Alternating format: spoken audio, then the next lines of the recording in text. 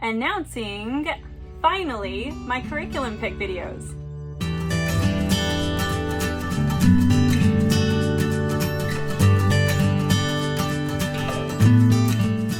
Welcome back to Regular Secular Mama. If you're new here, my name is Cassie and I'm a homeschooling mom to two kiddos currently ages 10 and 12 years old. My 10-year-old is wrapping up his 4th grade year and he will be entering 5th grade next year. Now these numbers are a little bit arbitrary. After homeschooling for so long, it feels a little silly to say he's in 5th grade, but that's what he would be in if he went to public school this whole time, so we'll go with that. Now, part of the reason that I have put off filming these videos until now is because I don't actually have a whole lot of the curriculum that we're using for next year in person. Like, I haven't ordered all of it yet. But that said, I can still share with you what we're going to use. I can show you what I have here, and I'll put pictures up here for anything that I don't have yet. As some of you may know, we are in the process of purchasing a house, so we will be moving out of our RV soon and into a house, and I think at that time I will order all of the curriculum that we don't have yet, so I'm kind of putting that off. Before we get into it, don't forget to give this video a thumbs up, hit subscribe, and hit the bell for notifications. That way you don't miss out every time I post a new video. You should also know that this video is part of a collaboration hosted by me this time. A bunch of homeschool moms on YouTube and I are putting together our curriculum pick videos and sharing them in the playlist linked in my description. So check out that playlist. We're going to be posting videos on our curriculum picks for this whole week, so you'll definitely want to make sure to turn on that bell for notifications. Alright, let's go ahead and get into it. I think what I'm going to do is break this down by subject. First, I'm going to talk about all of the language arts subjects that we're going to be covering. Now, language arts encompasses a whole bunch of different things. It could be, handwriting, writing, composition, narration, reading, all of it. So I'm just going to go kind of down my list of things that I'm going to be using, and I'll show you what I have if I have it. We always have books that we're reading. Now, as a group, we'll be doing literature read aloud, so that's kind of separate from just my son's stuff. But each of my children have a book that they're reading independently at all times, and that's the book that I usually buddy read with them. So those books usually come from Build Your Library. We are in Build Your Library level 6 right now for history, and a lot of those books are a little bit over my son's head. Most of them he can read, but sometimes the content's a little bit much, so I kind of take those with a grain of salt if it's something that I think he'd be interested in, or that I think would be a good one for him to make sure he reads. I will assign that to him. But for the most part, with my son, he's such a reluctant learner that I kind of let him take the reins on things that he can. So lots of his books are actually chosen by him. One thing I did last year that I think we might continue is a bingo card, and it's just a bingo card that I made and I put in different genres. So my goal was for him to read, across a bunch of different genres or types of books that he doesn't normally read on his own, and that's been really fun. The last one he did was mythology, and I don't have the book on hand because it was from the library, but we read the first book in the Thrones of Bones series. I think it was called Frostborn. I'll put a picture here so you can see it. We both really, really enjoyed that one, so much so that I'm requesting the second book in the series from the library. Here's that bingo card I actually found sitting in another notebook where I put different genres for him to choose from. So this was kind of fun. I think we came up with if you finished a bingo, you got an extra lollipop for the day or something like that.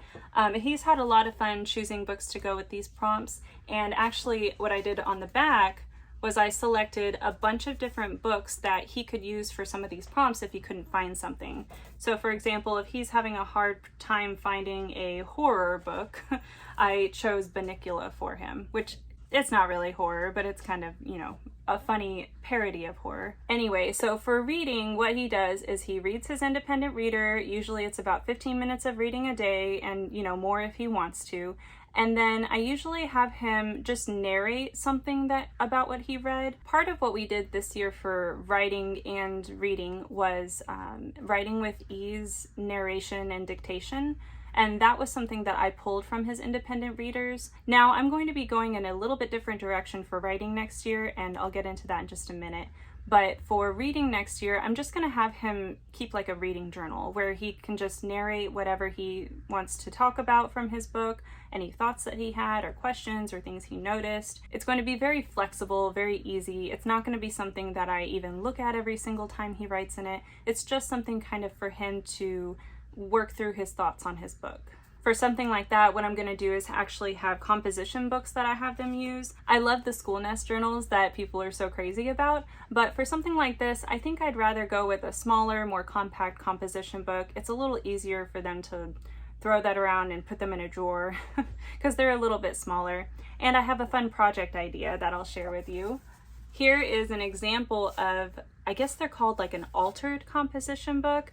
I found this idea on YouTube. There are a bunch of different videos if you just search, I think it's altered composition book. But basically you just take like Mod Podge or some way of gluing on like scrapbook paper and then create a new cover for your composition book. So this is just like a standard composition book that I covered on both sides with scrap paper with Mod Podge, and then I went ahead and sealed it too. You can kind of see there's like a sheen to it. I thought that might protect it and make it last longer.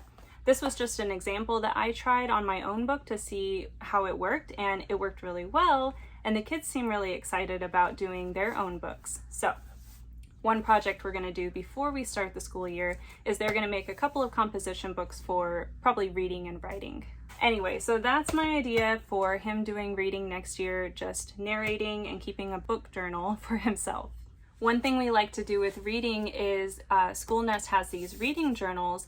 And when I saw these, my first thought was, okay, this is like the reading journal that we'll do in our composition books. But actually what this is, it's kind of like a way to set up challenges for yourself for reading. There are a couple of like filling in how many books you read for the year, things at the beginning of the book.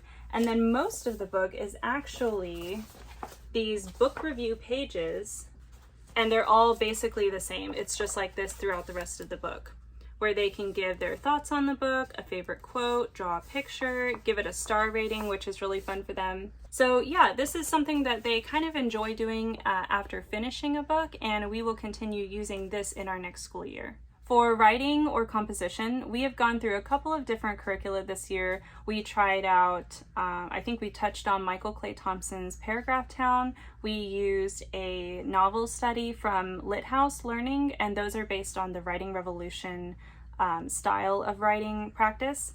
And he also did some Kilgallen practice sentences. So those were all really good options. We ended the year by doing some Writing with Ease.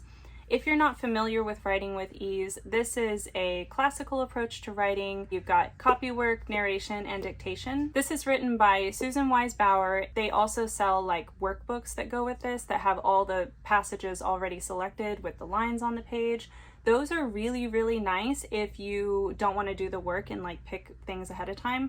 Since I was just kind of working this into our day toward the end of the year, and I wasn't looking for this for the entire year, I did not go that route. I already owned this teacher manual, so I went ahead and went with this option. You can buy this for, I don't know, $17 or so. I'll put a link in the description, of course. But this is basically teaching you how to look for passages in your books to use for dictation or narration. She goes through all 4 levels of Writing with Ease, what to focus on, throughout the year for each different level. And there are even like examples for the beginning of each level, and I think throughout each year. And then there are also evaluation examples in here to use to make sure that you're ready for the next level. This is a really, really good option if you're looking for a low cost, do it yourself, hands-on, something that you can kind of control where the passages are coming from. And you can use this for 4 whole years of writing practice. Anyway, so this is what we used kind of at the tail end of our year. We used the Writing with These workbooks, I think the previous school year.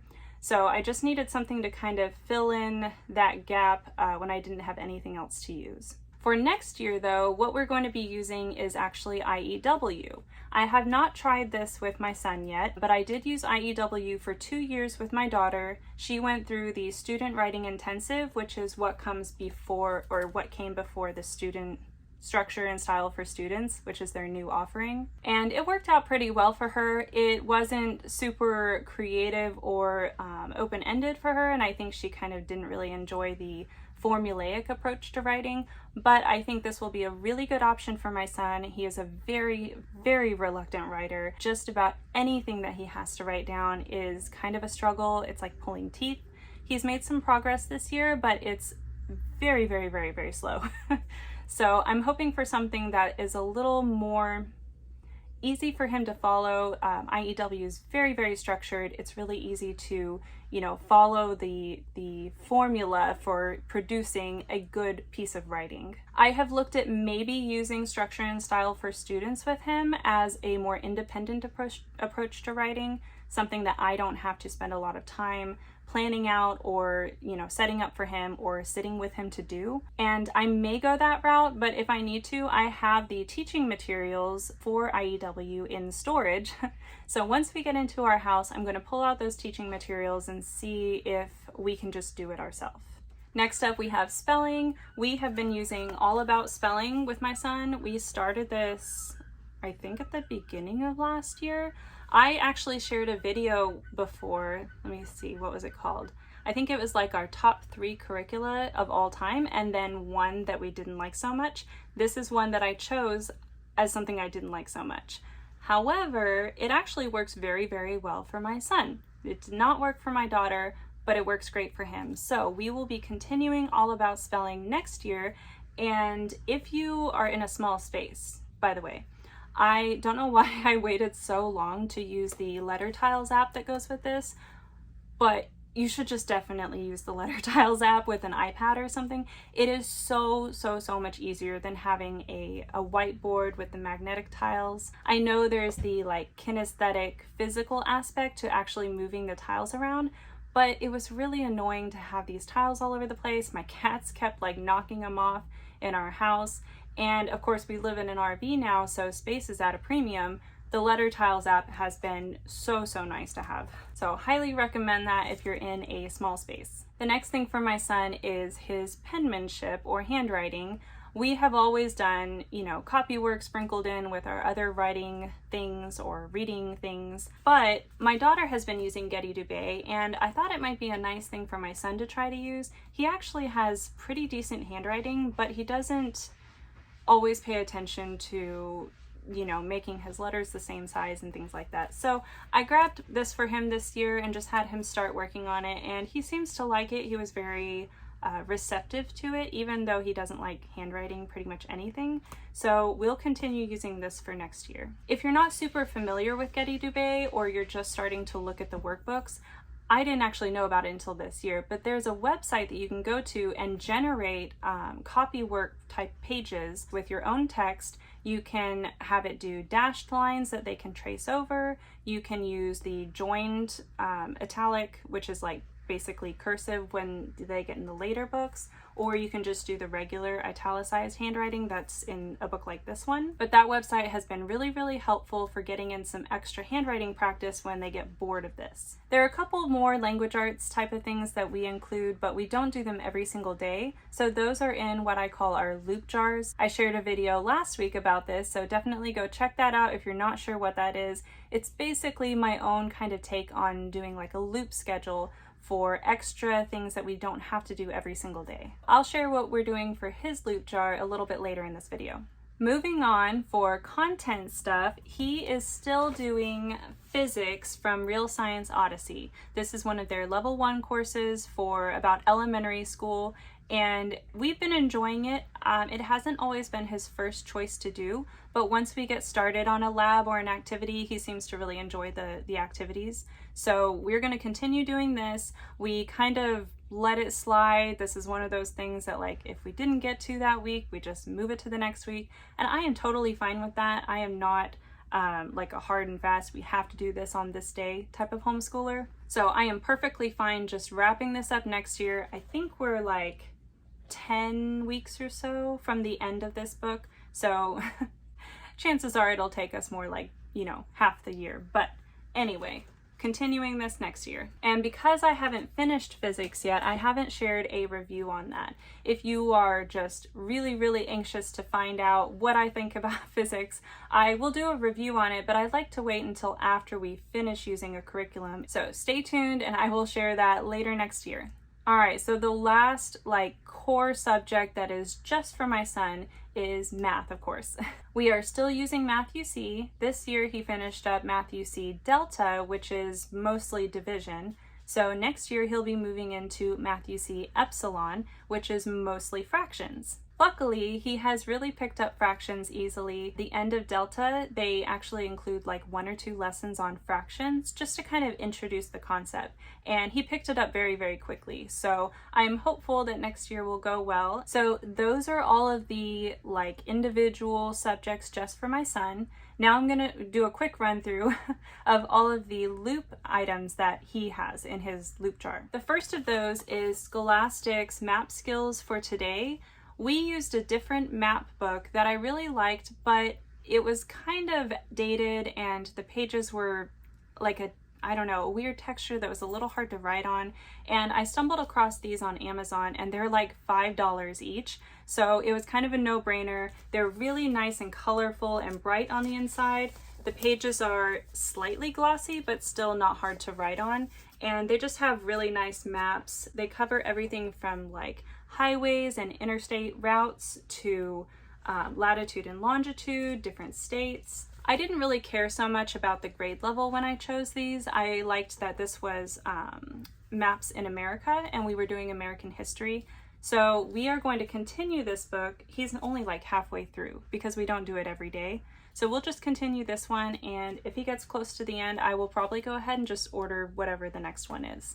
The next item in his loop jar is logic. So what they do is they just choose books from Critical Thinking Company that they think look interesting or that they want to do. Another one that he actually finished already was called Balance Benders. He really, really enjoyed that one. This Pattern Explorer book actually has some balance bender activities in it, along with all different kinds of pattern problems. So this one's been really fun for him. We also picked up this one and he hasn't used it very much, but it's Critical Thinking Detective, and they're like cases that you have to solve using clues from interviewing suspects. You know, somebody like stole a hat or something. So this one's been kind of fun. I think he only did like one so far. So when he draws logic from his loop jar, he just chooses one of these workbooks he has on hand to do like a page or an activity from it. If you're not familiar with Critical Thinking Company, I highly, highly recommend them for things like this. They're really fun. They have generous samples on their website too. So of course, I'll share a link in the description and you can go there and find samples of any level of any of these books. The next thing we do in our loop jar is a big life journal. These were actually a holiday gift from a family member. My daughter got one and my son got the kids one as well. And this is really, really nice. I like that it gets them reading and thinking about positive aspects of their personality. It helps them, with building a growth mindset. It's not always something that I think of and I think to talk about with them. So I like that they have something like this that they actually enjoy reading and working on. And we went ahead and included it in our loop jars just so we don't forget about it. The last thing in my son's loop jar is Caesar's English. So this is the student book and this is the teacher book. If you notice, one is quite a bit thicker because the teacher book has all of the lessons in it, and luckily they break the student book into 2 parts. So this is like the first half of it, and then I have the second half somewhere else. If you're not familiar with Michael Clay Thompson, Caesar's English is their town level or their second level of vocabulary. Before this, you have a book called Building Language, which has about 10, I think, stems or roots in it. This one has a whole lot more, like a ton of them. I don't even know how many. We have just been slowly working our way through this. We just do one lesson together every time he gets this in his loop jar. So this isn't like an independent thing for him. We don't do all of the activities though. This has a ton of activities to go with each lesson. There are things like a crossword puzzle or working on analogies or looking at, studying a different writer. And we don't do everything. He just picks something that looks interesting and we kind of work through it for 15 to 20 minutes. And that's pretty much the extent of our vocabulary work, other than pointing out words that we don't know in our read alouds. One thing that has helped a lot with Caesar's English is having something like this. It's like an index card box. So every time we do a new lesson together, he comes in and he makes himself, I don't know if you can see that, he makes himself flashcards to study, what the stems mean. When he's feeling super creative, he will come in and actually draw some pictures. Let me see if I can find, I'm not sure I would call that serene. But he'll come in and he'll draw pictures of something that, you know, reminds him of it.